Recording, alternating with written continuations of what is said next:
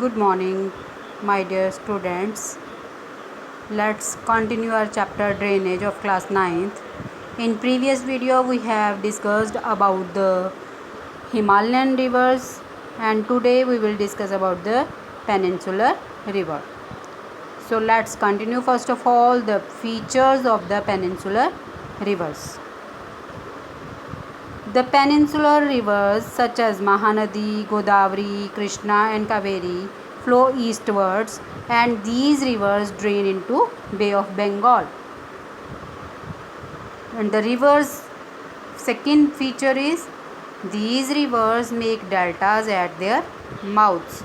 I explained you about the mouths in previous video.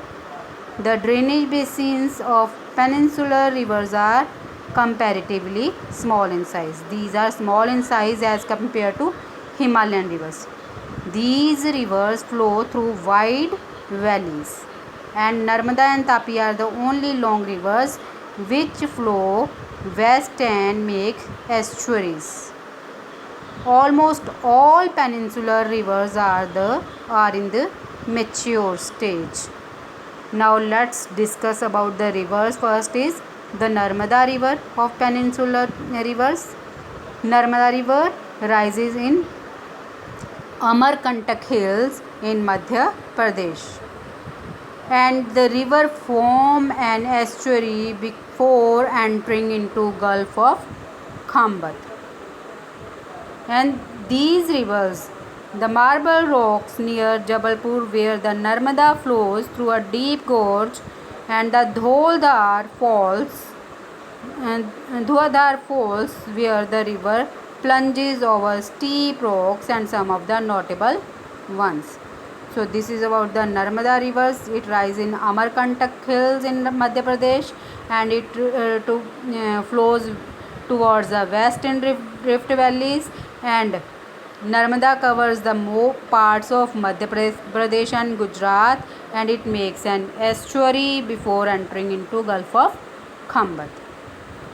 Now second is Tapi river basin. It is the second largest river of the peninsula and it rises in Satpura ranges in district of Madhya Pradesh. And it also flows a rift valley parallel to Narmada. It covers the parts of Madhya Pradesh, Gujarat and Maharashtra. And it also flows into Arabian Sea. Now our next river is Godavari, which is the largest river of peninsular rivers. And it rises from the slopes of Western Ghats in the Nasik district of Maharashtra. And its total length is 1500 kilometer and it makes the largest among the peninsular rivers. It covers Madhya Pradesh, Odisha and Andhra Pradesh. There are some more features of this river.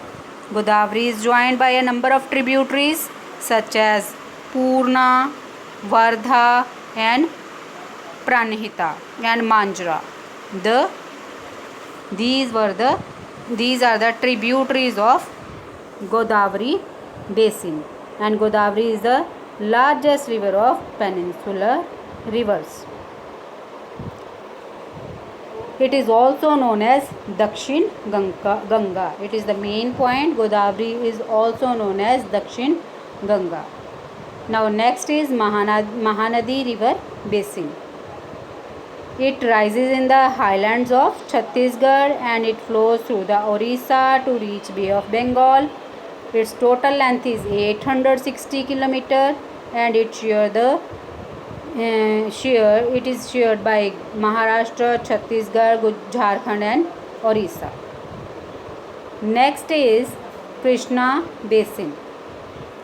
Krishna basin, it rises near the Mahabaleshwar in Western Ghats and its total length is 1400 km and it reaches into Bay of Bengal.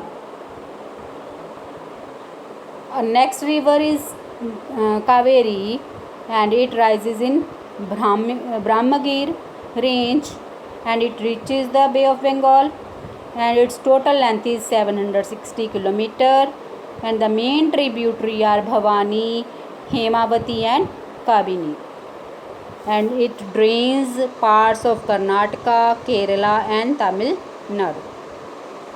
So these were the important rivers of peninsular rivers. You can make a chart on your notebook and you can write the areas covered by these rivers, their total length and their tributaries, writing the names of this river. It will be more easy to learn these points. Now the comparison of Himalayan river and peninsular river is very important. You can read these from here. The Himalayan rivers and the peninsular rivers.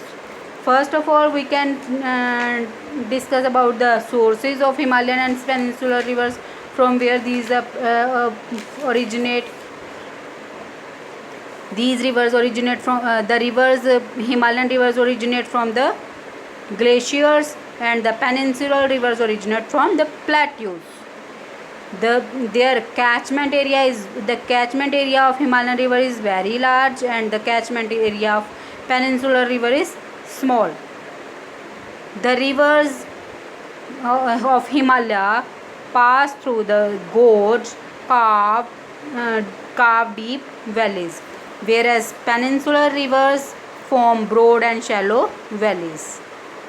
Himalayan rivers are young, but peninsular rivers are at their mature age. Himalayan rivers are engaged in high erosion activities, whereas peninsular rivers have very little erosional activities. Himalayan rivers are useful for irrigation, whereas the peninsular rivers are little to use for the irrigation. Himalayan rivers are perennial, that is they flow throughout the year, whereas peninsular rivers are not perennials. The Indus, the Ganga and the Brahmaputra are the main rivers of Himalayas, and the Godavari, Krishna, Kaveri, Narmada and Tapti are the major rivers of peninsular area. So these were the difference. This question is very important. So that's all from my side today. We will continue our chapter in next video. Thank you and have a nice day.